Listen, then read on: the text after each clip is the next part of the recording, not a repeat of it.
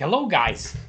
So many videos so far I've made on this channel, but have you ever heard of Shirov's Gambit? Shirov is known as one of the most attractive and guys who almost in every single game sacrifices. He's also famous for choosing spectacular variations and variations with lots of aggressiveness and I'd say tactics in general. So let's take a look at this one. Hopefully you're going to enjoy this one, and I'm pretty sure from now on you're going to enjoy this plan. If you want to know a little bit more about this variation, because I already covered something like this on the channel once, then you should go to the Defeat Modern Philidor with Cutting Edge 5th Move Rook G1.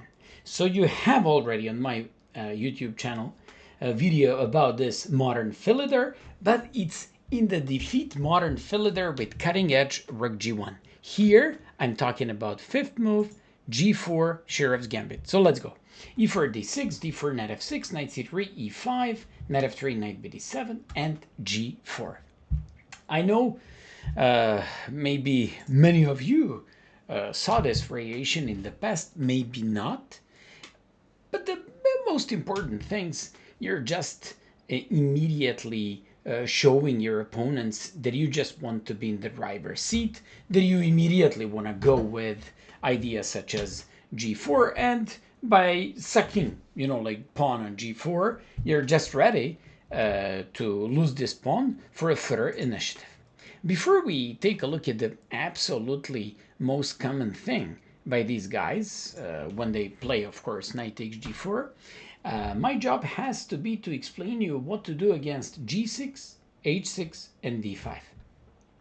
So let's go first with G6. I wouldn't spend so much time, but I would once again refer and invite you to look at the Defeat the Modern Cutting Edge, Modern Philidor with a Cutting Edge Rook G1 video here on YouTube, because those type of positions arise after G5.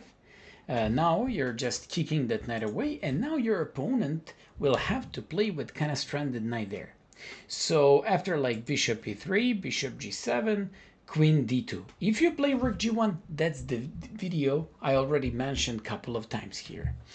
In case of queen d2, you just go with short castle, long castle, c6, and once again rook g1 transposes into the variation I was referring to. But if you play d takes c5, which would be, let's just call it original approach from this lecture, d takes c5, you can play queen d6, which would be classical. You can play what a good friend of mine, Robin van Kempen, did here by playing bishop c4, but I very much like bishop c5. You cannot take this knight because, of course, the queen is hanging on d8. So you just have to go with rook e8. And now a4. a4 basically prevents b5 by black, threatens to get additional space. And when they go with the knight f4, because they just want to go on e6, since from e6 they're just going to go after the bishop c5, launch an attack on the king's side. And if they play knight e6, when you move your knight back, and by the way, normal way of removing the knight would be to e3, but I'll show you even a little bit more aggressive, because you're now taking away c7 and e7 squares for the queen, so queen really feels a little bit loose here on d8. And somehow, take a look at the black pieces, they don't seem to be especially active here. So when they play queen d4, threatening the knight on f3, you go queen e3. And when they play b5, showing some sort of ambition, so let's just grab the pawn, and in that case they would have like a very nice initiative, we go with the bishop h3. Now I want to take on d7, eventually I want to take on e5, and eventually I want to take on d4. So bishop d7, knight or bishop e5 followed by knight d4 or rook d4 eventually should be my idea here. That's a nice plan and I like it a lot. In case of h6, if they don't play g6, we just go with g5. I want to show you a game that happened in Munich 2024 this year, where Friedrich Swane, a very strong player from Germany, played h3, and looks like a solid move. a4, preventing any kind of b5. And after bishop e7, I especially like the following move by white. It's rook g1. It's somehow showing to black, hey man, don't you dare to make short castle because I'm going to crush you on the king's side. So now you go with some queen c7, and when you play queen c7, then he just goes with bishop e3, bishop c4. By the way, this guy plays like kind of a black lion, g5, knight g6, knight f4, but he doesn't care. He just keeps on developing his pieces. And this was a very crushing game. This guy played bishop e6, he played queen e2, playing normal, played long castle, and somehow I already feel kind of that the whole position and the whole concept for black is kind of passive. His opponent was 2400 IM. The guy played knight e4, and after this played d5. And at first glance, this looks okay for black. But he absolutely missed that after knight e5, when he captures d takes e4, he had an amazing d5 with almost crushing and winning position on the spot. What a lovely game, what a lovely opening by white. I also like this new approach. Just like I told you, it's from 2024, and it really, really looks something brand new and top for white. From another point of view, if after knight e4, d5, knight e5, they take on c4, well, now position is not too different. I mean, taking on c4 here, which is just one of an options, of course, you harass the queen, they take on a4, and now you have these type of ideas such as knight d6 with a weak king and with lots of activity and I would say initiative by white in the rest of this game. But this is just one approach. So after h6, g5, so this is approach with sixth move h3. I want to show you g5, h takes, knight takes, and this is a nice thing. This is a nice thing because you just want to play bishop c4, and for example, if they play e takes d4, you gotta capture by queen, of course. They play knight e5, hoping for some knight f3 at some point. Still not, but actually it could be some point. You just go bishop e2, and afterwards you just want to play bishop e3, want to kick the knight away with f4, want to play long castle, and somehow I see the whole position, this whole approach, very nice and very tempting for white. For example, c6, flexibility, f4, knight g4, queen g1. I like queen g1 move because all of a sudden this knight on g4 turns out to be a pretty bad and inactive piece. Also, it's in the middle of nowhere, so I kind of see potentially in danger. I want to kick it away with h3, but then I would just want to play bishop e3 followed by long castle once I play h3. White seems to be better. Then we also have to see d5. d5 is kind of an interesting counter gambit against Shirov's gambit with g4. And when they play d5, I have to say that at first glance, this whole approach looks pretty attractive by black. And you know what? Of all these moves and all these options by black, the following one with the fifth move d5 turns out to be the most successful one for black. But you don't have to panic. You don't have to worry. All you have to know about these positions is to go with nothing else but the approach from National Vegas Open this year, where I've been this year. You just go e takes d5. So you just take on d5, you take this pawn, and when they play e4, you bring the knight back to d2. Now you're at the moment up a pawn, and not only that, you're threatening to take another pawn. So when they play bishop e4, completing development, pinning these knights, we can't now touch on e4, at least not for the time being. But now we play bishop g2, and we say, man, I want to take your pawn on e4 no matter what. So he goes knight b6. We play knight c on e4, so I can kick your bishop away afterwards with c3. knight e4, bishop e4, queen h4, going after the pawn. We're up 2 pawns at the moment, and now you shouldn't be greedy.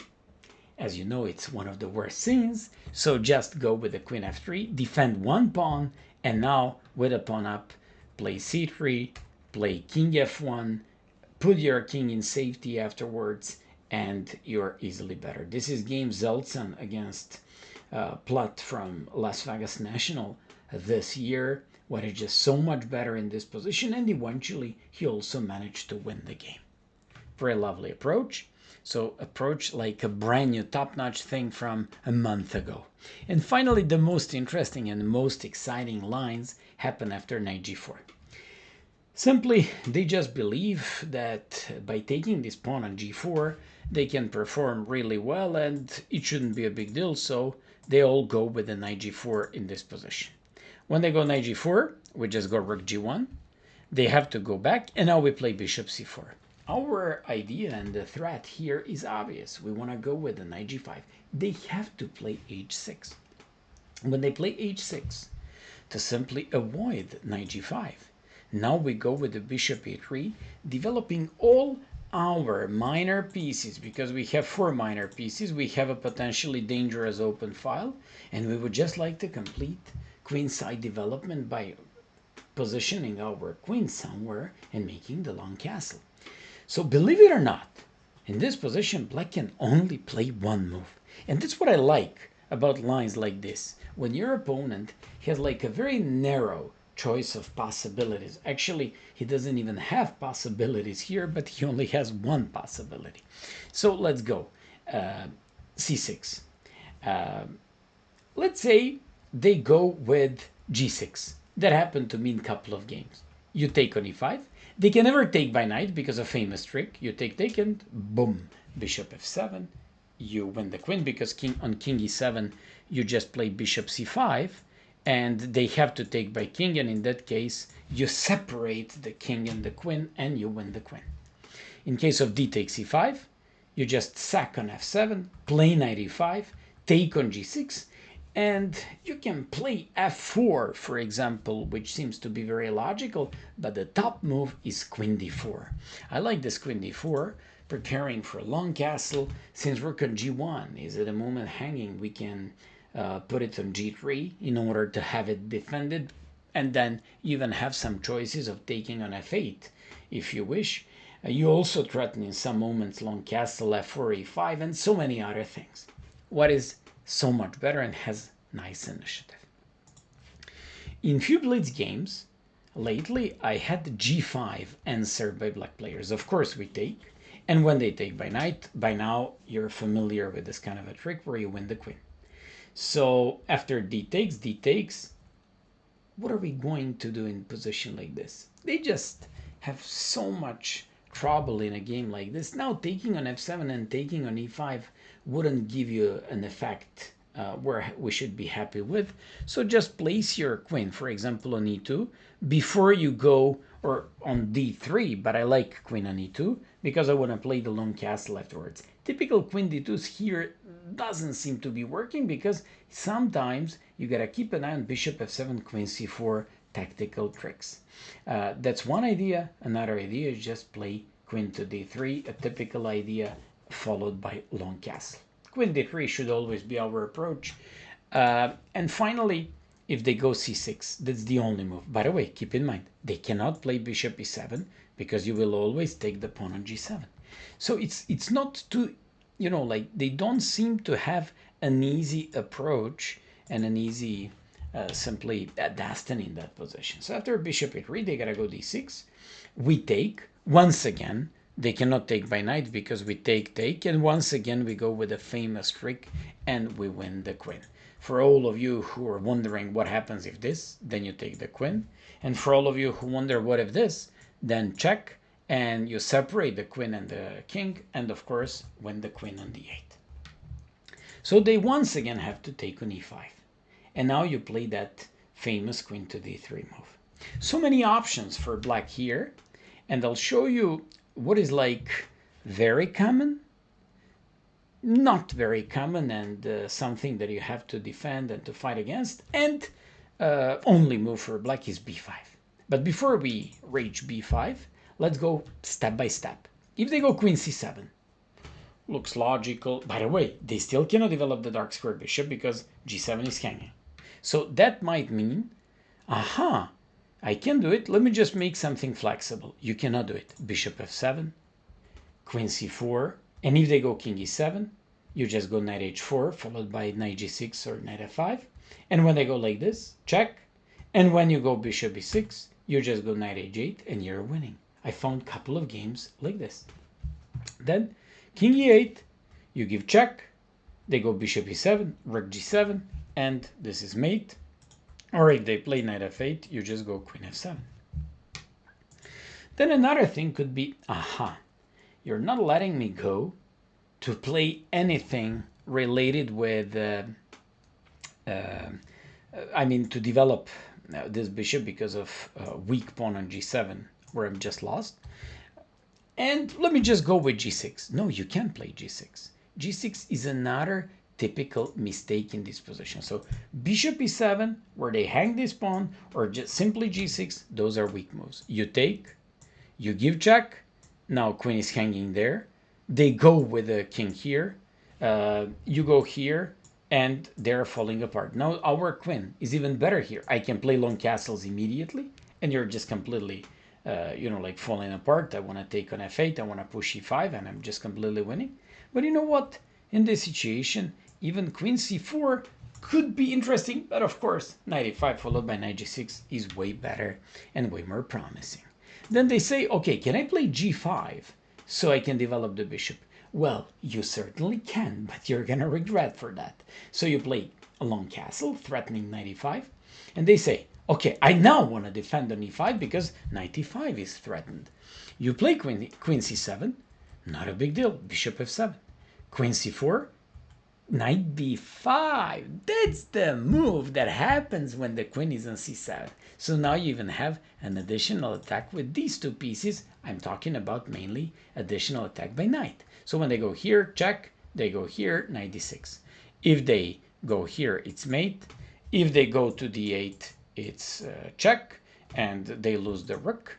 And finally, if they take by queen, you just take by rook, and they're lost. And finally, in this situation, after long castle, they can play queen e7. We just go with a4. I like a4 and how, limiting that move for blackies. We have a huge development advantage. They have problems. Take a look at this. Queen that blocks the dark square bishop, light square bishop that is undeveloped. They can't move this piece because we have some bishop c5. For example, I want a blitz game like this. My opponent played this and da-da-da-da, go home, sweetheart. See you next time when you learn these lines and stuff like that. Also, you can play knight e5 here, even better. I mean, if they take, you take by knight and then e5 and so on and so on. So many nice things to win the game. And rooks are not braiding as well. They have a broken pawn structure. And simply in this Shirov's Gambit for a given pawn gives you lots of, I would say, activity of your pieces. And finally, what are we going to do if they play queen e7? So now we won't be able to attack anymore on, to sacrifice on f7 anymore. Now we play long castles. And when they play g6, because they can't wait to complete development, we play a very, very difficult move, knight h4. I like it a lot. It's typical move on initiative. Now we threaten rook g6, knight g6, bishop f7 followed by knight g6, and on top of all that, f4. If you ask me which one I'd go for first, I always teach my students, don't be impatient. So probably f4 to keep on building your attack in the center and the king side, and then you're gonna crush them even easier. One of the top moves, for example, just to show you, bishop g7, you even have knight f5, for example, that could be an option. You even have bishop f7 followed by knight g6. You even can sack on g6. So many things you can do in a position like this. All things considered, your position looks great. They have lots of problems with this, but I want to show you one more thing. Let's say you play a calm, cool king b1 move. Just want to show you a thing. If they play castles, you even have knight g6 when the bishop is on c4. I mean, I just wanted to show you not to forget those kinds of threats as well. After knight h4, they have to play knight h5, threatening this knight. You take on f7, take on g6, and take on e5. Simply, they cannot take on e5 because of queen d8. I found a game like this and another very lovely game in a position like this. And finally, one guy played queen a5, thinking, okay, let me just put my queen on a5, not to have it hanging there. But after bishop f7, queen c4, queen e6, long castles, simply you're now threatening on e5, king is weak, and I'm not even willing to analyze this position, but I'll show you one blitz game of mine played on Elite Chess a week ago. The guy played king c7, trying to put his king in safety. I sacrificed on g7 this rook. I played queen d6 and played knight e5. Somehow I enjoy in positions, even though I'm down a rook and a piece, I enjoy in positions where the king is weak, where the activity of my pieces is more than preferable, and somehow I don't think, even with the proper defensive skills, they can defend themselves. Of course, I won this game in a crushing style. Finally, when they play queen to d3, turns out that the b5 is the only move. You play bishop b3, and now you might say, okay, now Maya, we understand that the pawn is on b5, so you can never go queen c4 anymore afterwards, and that pawn on b5 does a great job. So no more bishop f7 followed by queen c4. Then after queen c7 you can use the trick. Okay, but then I go a4, and when you play before, I once again sack on f7, because now I forced you to play b4, and my queen is still doing great job with the queen c4, knight e5. I found a game between one German IM and another FM, and German IM in this position missed a move for completely crushing move for a completely winning game. Rook g6. He threatens to take rook c6. He threatens to play d6, and simply black is falling apart. And finally, according to theory, best move is queen a5. You play long castles, bishop a6 to play b4 and to win the piece. And here, Shirov plays knight to d2. Simply, you have to understand that a move such as b4 doesn't work because of many ideas and because of many things. Of course, in this case, it's going to be knight c4. And when you play knight c4, you threaten the queen. If they take, you take, and now you threaten on f7, and it's always going to be mate. For example, they take, you give check, they go like this, and I don't know. I mean, bishop e6 seems to be absolutely enough to crush the king and the knight on d7. So after knight d2, Shirov's opponents play differently. They can't play long castles because you take on f7, bring the queen back, give check. That's why you brought the queen back on f1. Bringing the queen on f1 is aimed against b4. So when they play b4 and when they go after the queen, you just give that check, and that check after queen h3, king b8, knight cb1 gives you enough. You're not anymore up a pawn, because when you took on f7 you just grab the pawn back, but somehow king on b8 turns out to be weak. I don't see anything that's special about the broken pawn structure like this, and somehow I prefer a lot more white's game. Then on knight d2, if they play, for example, a rook d8, that happened in 2 games of Alexei Shirov in 2023 and 2024. In 2023, he played against an IM Zhu from China. The guy played g6, Shirov played f4, and after bishop g7, he plays queen g2. He's fighting against short castle because he would win once again thanks to this nice tactical threat. Don't forget about this one. This guy played he takes f4, Shirov now sacrificed. Now you see another point. He really enjoys these type of attacking style. He's a student of Michal Tal, and now he comes up with all this crazy stuff. Beautiful chess and a beautiful game by Shirov. Of course, you can take on e5, take on g4 afterwards, and he's just fallen apart. All these things are very lovely. And then in 2022 in Olympiad in Chennai, Shirov played against 2300 FN Tokchek. This guy played c5. Looks like he's about to trap your bishop, and that's one of the most valuable pieces in the game.